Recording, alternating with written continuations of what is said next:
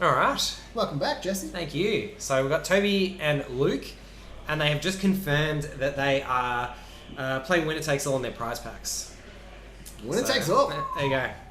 All right. Did you give them a prize pack? No, I didn't. No. Okay. I gave Lee a prize pack though. That was good. I was there for that one. It was pretty good to see. Lee tried to slip me a prize surreptitiously, and he was like, you can have this card face down. And I was like, I'll trade you for this pack. And he was like, sure, that sounds good. Got ya. It was just a pry. And little did you know that the pack I gave him was full of 10 prize. So good. Watch it, 9 prize and a bad beats. 9 prize and a bad beats. I love the bad beats. I collect foil bad beats just because I think that's just a great name for a card. It is. So Toby's got the PTI, which is great, or the invite to Pro Tour number 1. Yep. Which is also a really great win for us because it means we get to go to the Pro Tour with Toby. Yep. So, yeah, that's pretty sweet. Rooting for Luke in the finals to see him collect the W. That's nice. But Luke's already got a W. Can we let Toby have one? No. No. No W for Toby. He's got to work harder for it. He hasn't been playing long enough. It's true. Only since Arc, you know? Yeah. Yeah. Let's go, Toby. Doing it for my boy Viscerai. Yeah, look. I think Viscerai's got a lot of fans out there because there were a lot of people who got on Viscerai in Arcane Rising when it didn't really work. You had no Sonata Arcanix until Monarch. And then you got to Crew and people were like, oh, we've got some new tools. We'll keep trying. Got Morphin Skies. Like, nice. Still wasn't great. And then Monarch comes out and you got Sonata. You're like, oh, Bloodshed Skeletor combo. Awesome. Still gets outclassed by a lot of other things. It's finally having its time to shine. Yeah. So that was the deck that I played in the first Pro Quest 3 weeks ago in Adelaide. Viz, the one that you won, and I love that deck. Like, Revel and Runeblade is just such a good card, and then the kind of like complicated like combo component to it. Okay, so I want to play this and then this and then this and then this and then this. And in order to maximize the number of rune chants that I'm creating, try to split the amount of damage from different sources. It's just like a really cool little puzzle to try to figure out like each turn. Hard to figure out. Yeah, really hard deck to play correctly. So very much so. And I think it's interesting how different it is to Chane. Like, you've got a lot of similar elements, but you're playing it turn to turn, plus your key threats left in your deck. Whereas with Chane, a lot of your stuff is a bit interchangeable, like your Blood Dead attacks are largely Blood Dead attacks, and it's kind of just maximizing damage on the maximum number of turns later through your pitching and stuff, as Luke described. Whereas with Viscerai, a lot of it's like, how much should I commit this turn? How much have I actually got left in my deck to draw in the future? When should I pop up the Skeletor? Yeah, when should I start activating the creepers? What's my opponent doing?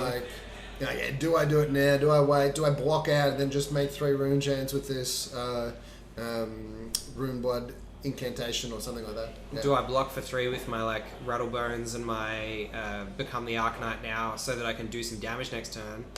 Or do I try and set up, block with my attacks, make some rune chants next turn, and try and set up the Become the Arknight for a combo in 2 turns time? Stuff like that. Yeah. The Arsenal is super important though for Viscerai. And we saw Toby use the Arsenal really, really well. Yeah. So we're jumping straight in. So we've got a quick question. What new class would you both like to see come out next? I can see Isaac rooting for Necromancer. Yeah, I would dig a Necromancer, or Warlock, or yeah. I think there's some kind of Swashbuckler or something coming out at some point. Okay. Interesting. I mentioned something along those lines. There was something. Bard. There's Bard at some point. Yeah, so Bard. That's the one that I'm actually looking forward to the most. So one thing, we haven't really seen creatures / allies explored very much. Chane's got Eclipse that summons Ursa, and we've got Doomsday that summons Blasmophet. But if there was something like a Bard that could summon small to medium-sized creatures to fight for you that could be attacked and killed by your opponent, it'd give you that kind of Prism feel, but slightly different. Yeah. Maybe if they weren't weapons and didn't attack like Spectral Shields, but they gave you some benefits. I could see there's just been a bunch of people that are like, I don't even care how bad or good Bard is, I'm playing it. Yeah. I'm making some music and summoning some woodland creatures to my side. Yeah. So yeah, I would very much like to explore both Necromancer and Bard. Yeah. Very cool. Yeah. And in terms of me, I don't know. I'm pretty happy just playing whatever. I'll just like jump into whatever comes out and enjoy the new game mechanics. Yeah. I like Tales of Aria. I thought the elements, the 3 different heroes are really cool. I was excited to see a new Ranger. I wouldn't mind seeing another new Wizard. I think Icelander plays with Wizard stuff in a different way to Kano, and it'd be nice to see that in Classic Constructed rather than just a young hero. So just to give the viewers a bit of a scope of how many different heroes Jesse plays, builds, and kind of messes around with. Just recently in the last week, he's like, hey, I want to test this matchup. Can you play like 5 games of you playing Starvo, Isaac, whilst I play which hero? Azalea. Azalea. Just getting in there. Just like, there's some new Ranger cards that have just come out, so I've got to feel how Azalea goes with these new cards. Yeah. Not well. It's not a good deck. It was a bit it can do some stuff, but I think it's not better than anyone else. That's for sure. I think it's a good kind of like reflection on how you just like to get in there and play just different heroes. Get your head around everyone but Reiner and just enjoy yourself. Yeah, I don't think I've got my head around Reiner. I just don't like playing it. How much have you played Reiner in either draft or? I've played Levi. I probably haven't played Reiner. Okay. Yeah. Okay. So enough. I've played against Reiner enough to know that I don't want to play Reiner. I played Reiner in the Farewell to Welcome to Wrath drafts. So I played a couple of Reiners, and I actually really enjoyed playing Reiner. Like, just like doing a whole bunch of damage and intimidating people. It was fun. Yeah, getting rid of their options. And Patrick played it beautifully today on the stream. Intimidated away cards on those key turns and presented some massive Bloodrush Bellow turns. That's what it's all about. Yeah. Are we ready to go back to the table, or are we shuffling up still? We're still shuffling up. Okay. We did some sideboarding, and now we're doing another shuffle. Cool. Okay. Oh, well, let's go back and have a look at them shuffling. I'm sick of looking at us. I'm sure everyone else is. Shuffle cam. Shuffling, sending messages, all good. Yeah. I'm on TV, Mum. I'm on TV, Mum. I'm going to the Pro Tour, Mum.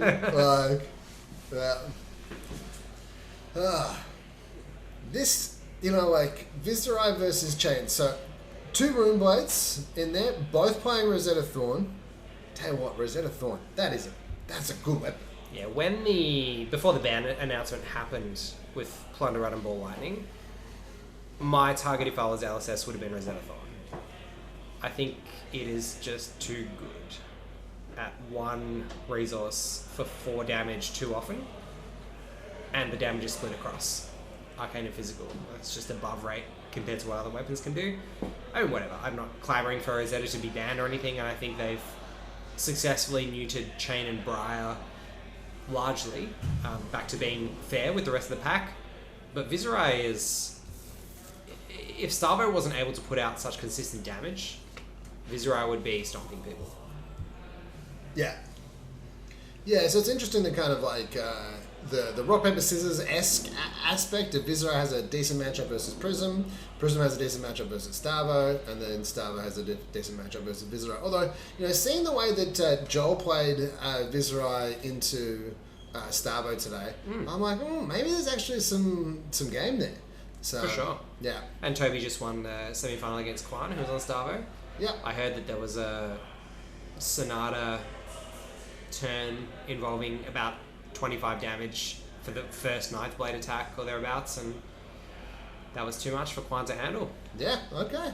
So, turn 1 for Luke is make a rune chant, arsenal a card, pass. Also going first, huge. Yeah. In this matchup, both relying on arsenals and both relying on the capacity to generate rune chants, another advantage, rune chants / soul shackles on turn 1. So become the Arknight for a tutor. Yep. Turn 1. What are we getting? An attack. So we're getting rid of the Rattlebones and grabbing a... Swarming Gloomveil. Yeah. Correct. So Swarming Gloomveil is going to come in for 3 go again, making 1 rune chant. And then we'll see what else comes in. So this creates both a non-attack and attack, turning on Revel and Runeblood.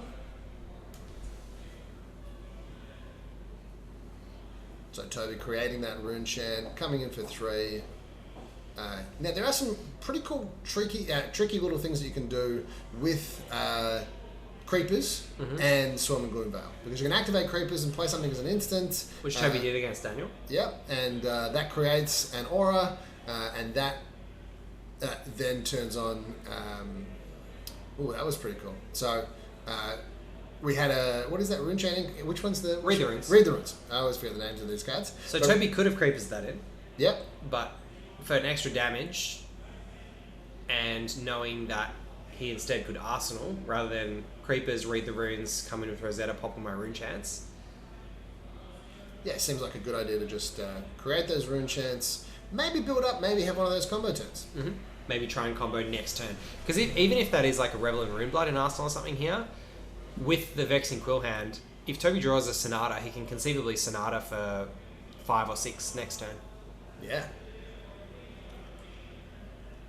Could also have some pretty big turns with like Revel and stuff like that, and it's early enough that Chane isn't creating those immense amount of resources from banishing. But we have seen a Soul Reaping with the Soul Shackle, so go again on this Soul Reaping, banishing a Blood Debt card to get a free resource. I can't quite see what the Blood Debt card is, but kind of looks like a Demagon. So this attack coming in, what's the power? 6 plus 1 from a rune chant. 6 plus the 1 rune chant. Any hit triggers? No. Okay. So a fair bit of damage. I'll be pretty excited if we see just no blocks here, because I reckon that means that Toby has a sweet hand. So just taking the 7, going to 33. So big turn here for Luke. It's a Ghostly Visit. Okay, so Morven Sky's Ghostly Visit still with 2 cards means this Ghostly Visit's threatening a number of rune chants on here. That looks like a blue, so 1 rune chant probably on hit. But then threatening the Rosetta and still having an arsenal. Yeah. So it's coming in for how many damage? 4. So we could see a block with equipment even early on if Toby's planning to pop off this Skeleta. Could be a solid block here. And I think realistically for Toby, if you have it, like if you've got a Morven Skies and a Sonata, for example, here, you don't wait. Yeah. You've got 5 rune chants to start the turn. You've got Morven Skies, Sonata, and Revel are kind of the 3 cards you want amongst your 5-card hand here. If you've got them, you don't wait for that to happen again, because you're not going to get a better opportunity. So all the way down to 20. So he took 20 damage that turn, did he? I think he was already at 33. No, I think he took 7 at the start of the turn, did he? Yeah, maybe. Yeah. So we're starting off with a go again. No, Lead draw the a card. charge. Lead the charge, and then E-strike, draw a card. E-strike, draw a card. Okay. So 10 damage. Yeah. Go again, so he's got the card back.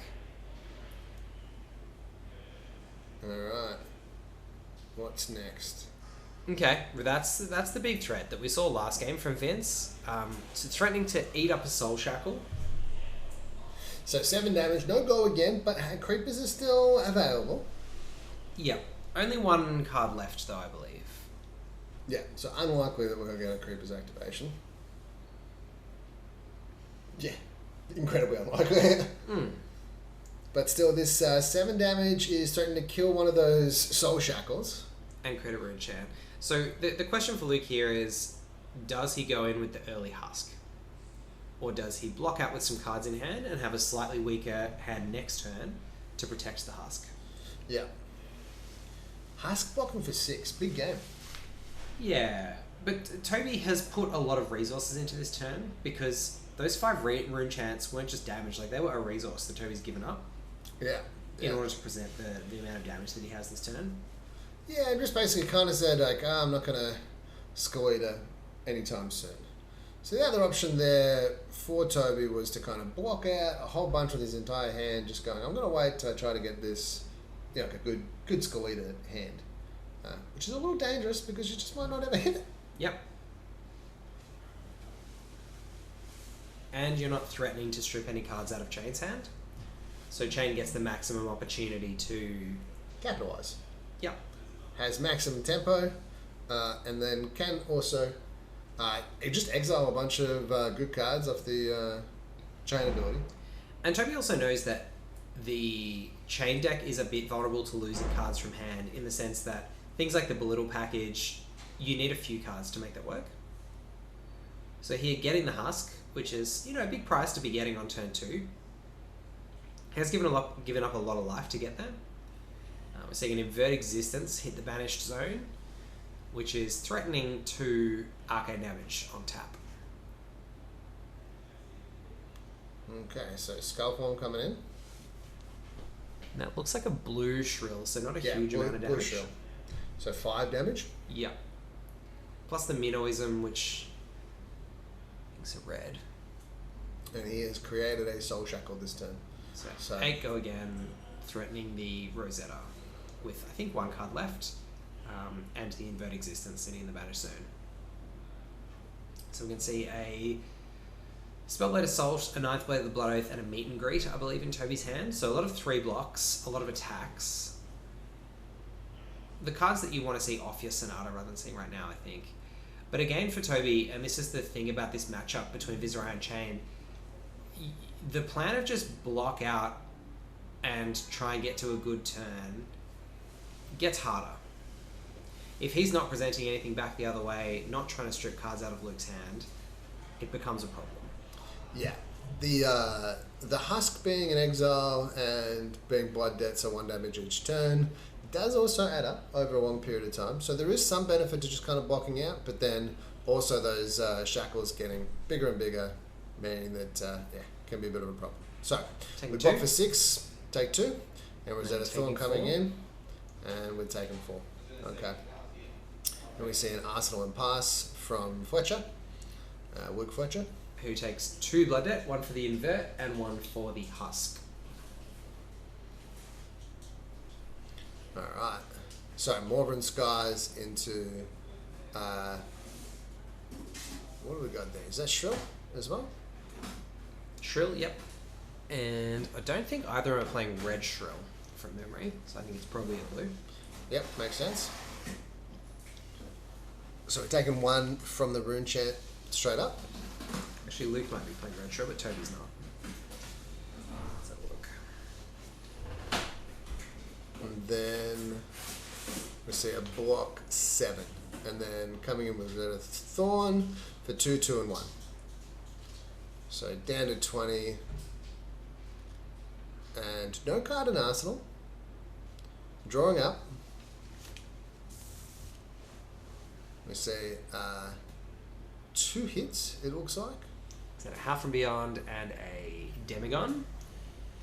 So in terms of colours of Demagons, I was trying to figure this out last game. It's too hard to see them. And let's see what the options are. Just have a look at Luke's deck list.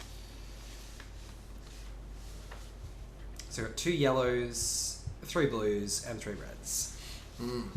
Now, even though Toby's on 14 and Luke is on 20, key difference here in that equipment.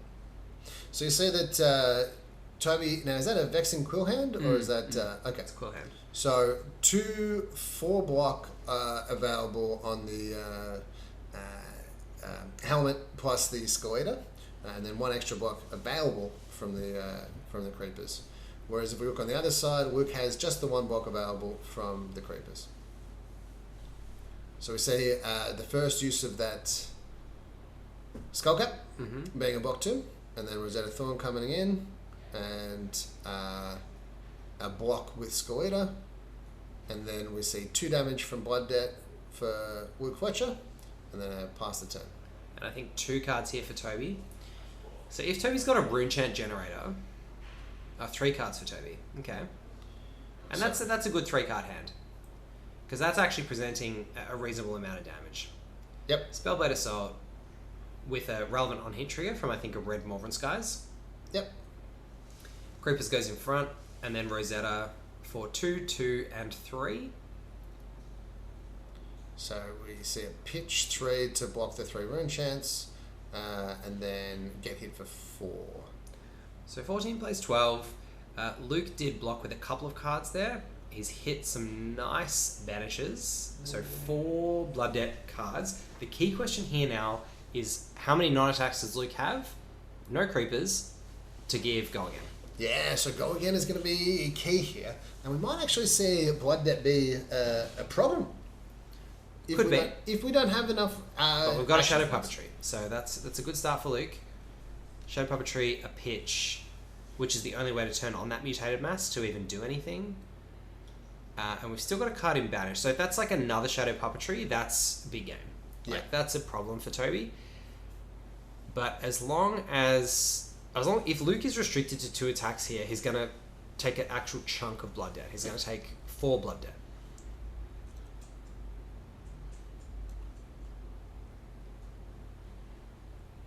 Four Blood Debt is a lot.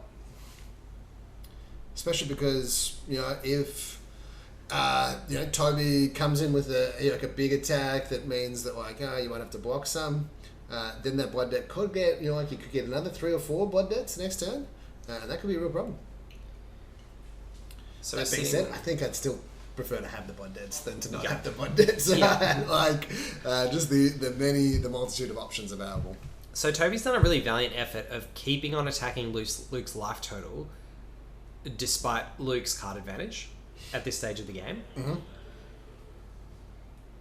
And this is the really difficult part where Luke has presented enough damage on these key turns that Toby hasn't been able to get rune chants generated and get an arsenal on these turns. Mm-hmm. So each of Toby's subsequent turns is a little bit weaker, or he takes a little bit more damage.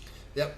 Still got 1 block, potentially, not currently, but potentially available with that Skull Cap. No, Toby's behind, so... Yeah, true. 12 versus 14.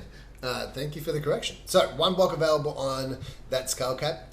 Probably, in an emergency, you've also got 2 other blocks there. So, 1 on the Skeletor, but it would kill it, and 1 on the Creepers, but it would kill it as well. Mm-hmm. You've also got that Vexing Quill Hand can still at any point pop off to make 2 rune chants, just to have a pretty decent turn. And the fact that those 2 rune chants are 2 resources if Toby ever draws a Sonata is big. Like if Toby's got a Sonata sitting here, this Shadow Puppetry trigger is not super impactful given the amount of options Luke has in the Banish Zone. So he banishes a Toby of Torment, which is really interesting actually, because that's probably the one thing Toby didn't want to see there. So we see... Oh, he doesn't have the Creepers, so I guess that makes it a little bit harder to play the Tome of Torment. But we've got a Go Again Demagon. So if that Arsenal card for Luke is a Captain's Call or a Shadow Puppetry or Morven Skies, there's a big problem. Big for problem. Toby. Yeah. That's 2 more attacks. 2 more attacks, and so we're going to have some required blocks. So, we block 4 on this. As it is, so Toby's covered up the 4, and he's got 1 more attack coming, which is going to be, at the moment, a maximum of 4. Yep. It could be... I'm just trying to think. So he could play the Invert Existence for 2 Arcane and then attack with Shadow Versa, but that's still a total of 4. Yep. But it does get 2 Blood Debt cards out of Luke's Banish Zone. But if that's a 0-cost non-attack action that can give Go Again, then it adds pretty much another 2 damage. Yeah. Okay, so it doesn't look like it is. So no Go Again at this point in time. But looks like Luke is going for the Invert Existence play. So play the Shadow of Ursa just to get it out of the Banish Zone, and then Invert Existence with that last resource to save himself a Blood Debt and threaten another 2 damage. Okay. So this one here is coming in for how much? 2. 2. Okay. And 1 resource So floating? 2 and 2 basically, with the Shadow of Ursa and the Invert Existence. Okay. So Toby can take 4 here, go to 3. And then Luke's going to take 4 Blood Debt or something like that? 3 Blood Debt. So the Husk and 2 others. Yep, Husk, Tome of Torment, and Mutated Mass. Okay. And steal that card in Arsenal, which we don't know what it is. Could be another Invert Existence. Alright, so Toby's just thrown away all the equipment. He's thrown out the Creepers and the Skeletor. Yep. Luke is playing the Invert Existence, banishing 2 cards from Toby's graveyard to deal 2 arcane damage. Toby deciding whether to prevent one using the Quill Hand. Surely not. Yeah, it's interesting.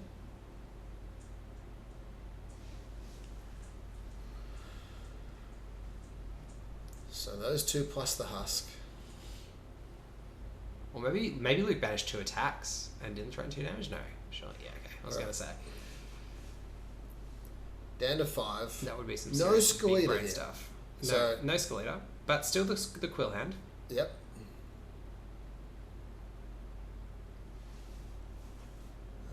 This is a big turn here. So really, it seems Leave like the charge, E-Strike, draw a card. seems like Toby really needs to get in 11 damage this turn, right? Mm-hmm. To just basically say, look, you have to take at least 1 card out of your hand. All right, so you see a block for 6. And we played a non-attack and attack, so we can come in with the Rosetta Thorn. We could also just play this Arcanix here. Does he Quill Hand is what he's asking. I think he wants to Quill Hand because I think this turn is actually... The lower he gets Luke, the more likely his Blood Debt is lethal. Yeah. I mean, yes, it's very unlikely he's going to end up with 7 Blood Debt. But yeah, see, I mean, that he's not going to clear out both Tome of Torments. And, yeah, it's okay. He's still got the Quill Hand for next turn if he can make it that far. Yeah. So it is really going to depend on whether Luke has a way to capitalise on those Tome of Torments, which is going to be hard for him to do whilst presenting 2 attacks here. Because the Tome's going to take him an action point, and he's starts the turn with 2 action points effectively. You know, 1 from Chane and his natural action point. So if Toby had kept that Skeleta alive, that turn could have made 2 rune chants with the Quill Hand, And then popped Sonatas. up the Skeleta, Yep. and played the Sonata. X equals 1, so revealing the top 4 cards. Mm-hmm. Would have been interesting to see what happens in that. Often it's just 0 damage, nothing with. So, yeah. Alright, 5v9. We've got 4 Blood Debt cards, plus the Carrion Husk. We're going to see... 2 of the Blood Debt cards are Tome of Torment. Yeah, now what does Tome of Torment do? So it's 0 cost, no attack action, draw a card. Doesn't Yep. have go again. Okay. So Luke is playing a Rift Bind for 3. So this is not a super powerful situation for Luke to be in. Okay. He doesn't have go again non-attacks by the looks of things, which is stymieing his ability to make use of those Tome of Torments, but also of the Blood Debt cards in his Banish Zone generally. Do you reckon it's a Revel and Rune Blood as the last card in Arsenal? Well, even if it is, he has no way to leverage it this turn, Yeah. given the Tome of Torments. So he's just coming in with a Mutated Mass for 2, and he's going to take 3 Blood Debt and go down to 6. Okay. So, Toby can decide to take this. There's 2. Mm-hmm. 1 resource floating. Does it have go again? Like, do we have the ability to come No with go reserve again form? and no capacity to give it go again. Okay. Could be an invert existence in Arsenal for the cheeky 2 arcane as at instant speed, but that wouldn't be lethal because Toby's on 3. Okay. So, this is not the time for a Rune Blood incantation. No. But still, coming in with a Shrill for 5. He's going to pop the Vexing Quill Hand. He's asking if he can, I think.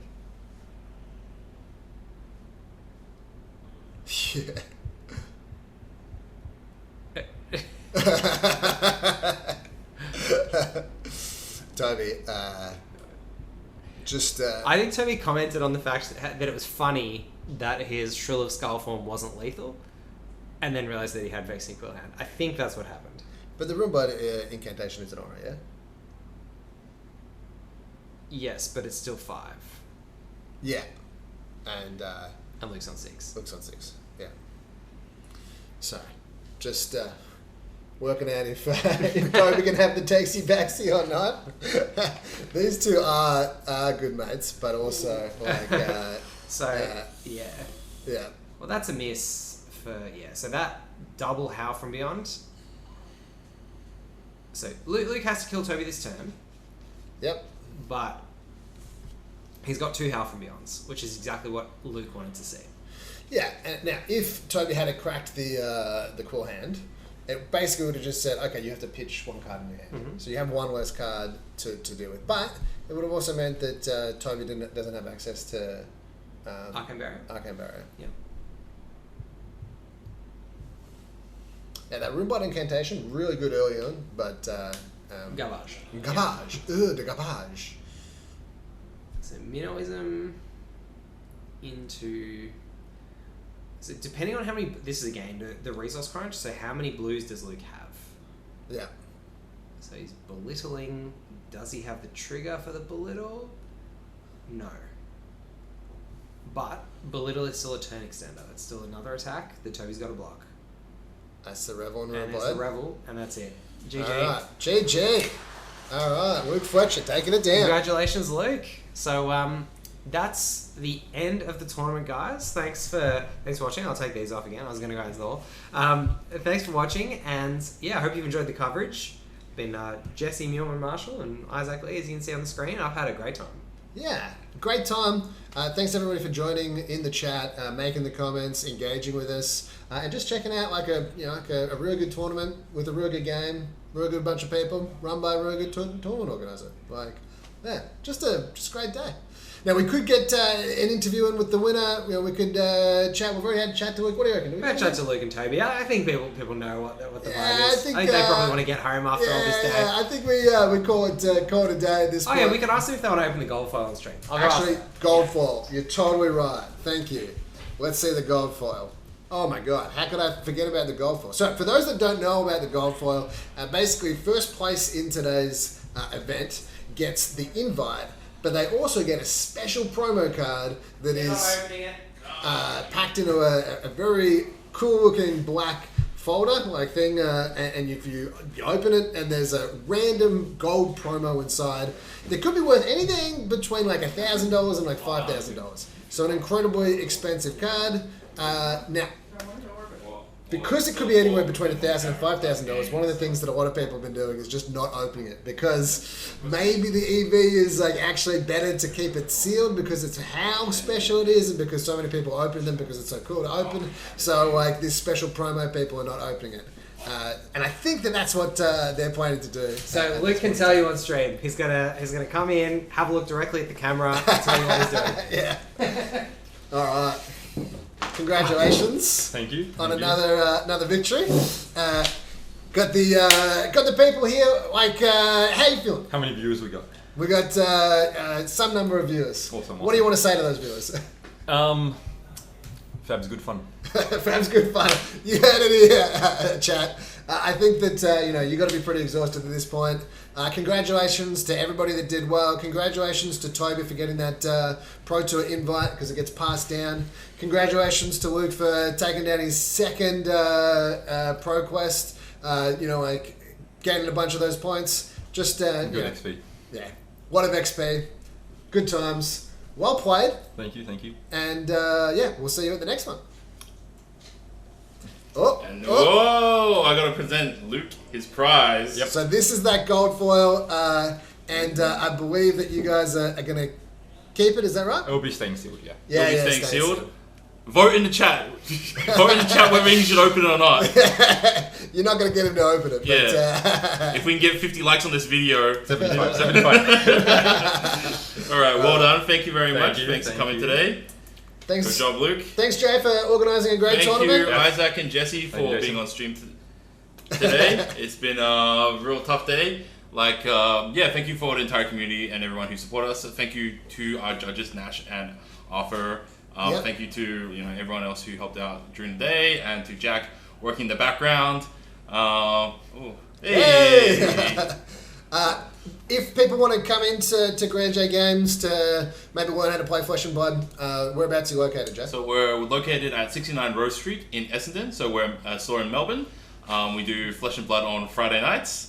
And yeah, so like a lot of these guys play at our local scene. So like, and everyone's really friendly. So if you want to like chat and get to know people, definitely it's a great community and great scene, and very welcoming. Like some of the best guys I've ever met during playing cards. So definitely thank you very much for the community. They've been absolutely great. A big thank you to Legend Story Studios who's given us the opportunity to run these events. Yep. There's a lot of big stores in Melbourne, and we were very lucky to be chosen for these events.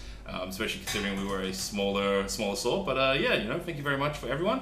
And yeah, thank you for the community for coming in today. So we had a large 45 people came in, which is pretty reasonable for progress here in Australia. But yeah, thank you very much. Awesome. Have a good night, everybody. Outro, Jack. Outro.